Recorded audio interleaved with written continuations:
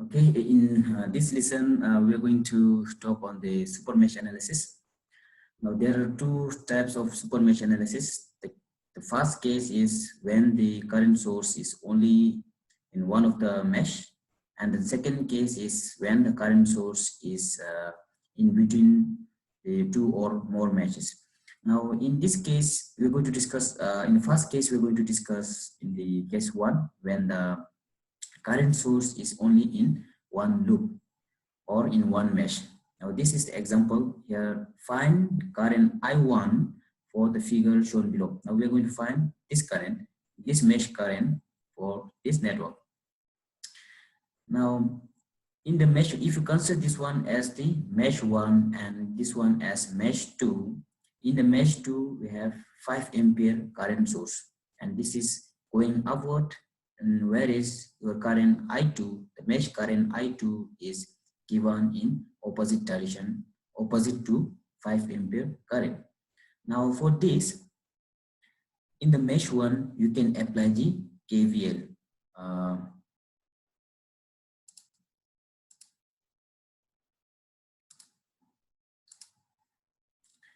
You can apply the KVL you can apply the KVL in this mesh 1. For the mesh 1, we are applying KVL. So current is entering from the negative to plus. So we are giving 10 volt plus 4 of I1, which means we are applying Kirchhoff's voltage law. We are finding the voltage in this branch, 4 ohm times current I1 plus 6 ohms times the resultant of I1 minus I2. So it's equal to 0, and then we're framing one equation, 10 I1 minus 6 I2 is equal to 10 volt. So let's make this one as equation 1. And then for mesh 2, for the mesh 2, we have current source in this branch.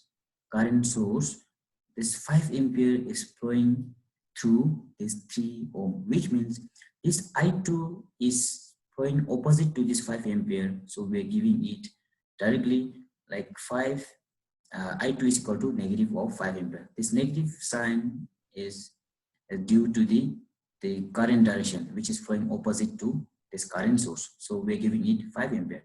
Now substituting this equation 2 in equation 1, we can find, like you can calculate the current I1, which is equal to negative 2 ampere. Now this is how we are going to use the mesh super mesh analysis for the case 1. The case 1, for case 1, where that the current source is only in one of the mesh. Now for the second example,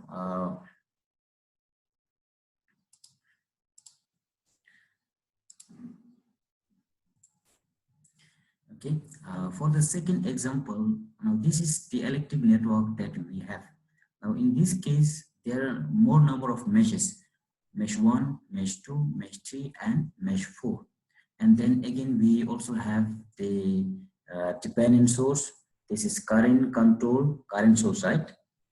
Yes, that Ix is controlling this current source. So we call it as a current control current source. Now in the mesh 1, there's again the current source, 5 ampere. And then again in the mesh 3, we have the 2 ampere current source. And then in the mesh 4, we have current control current source, the dependent source, which is 2 Ix. Now the magnitude of the Ix is given here. Now in this branch, the resultant is Ix. Now how to calculate Ix? Your Ix is equal to I1 minus I2, whereas I1 is equal to 5 ampere. Why we're taking that I1 is equal to 5 ampere? Meaning like this I1 and 5 ampere are in same branch, and then again it is flowing in the same direction. So we're giving I1 as 5 ampere, and then again here I3 also in this branch it is 2 ampere, and then they are flowing in the same direction. So we're taking, or we're assigning I3 is equal to 2 ampere, and then for Ix is equal to I1 minus I2, whereas I1 is equal to 5 ampere, so we have written here. And then for I4, it is again flowing in same direction as 2ix, so I4 is equal to 2ix, whereas ix is equal to 5 minus I2. So we're substituting that ix with the in this, and then we got 10 minus 2I2. Now this is I4. And then in the mesh 2, we can apply the Kirchhoff's voltage law.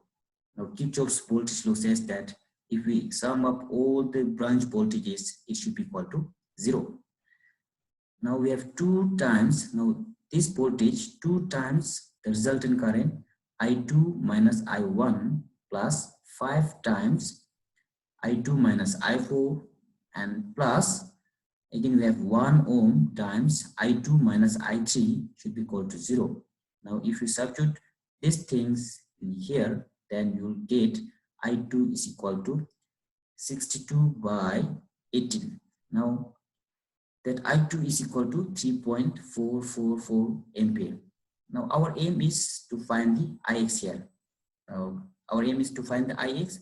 Now this Ix is resultant of I1 minus I2. 5 minus I2, which is 3.444 ampere.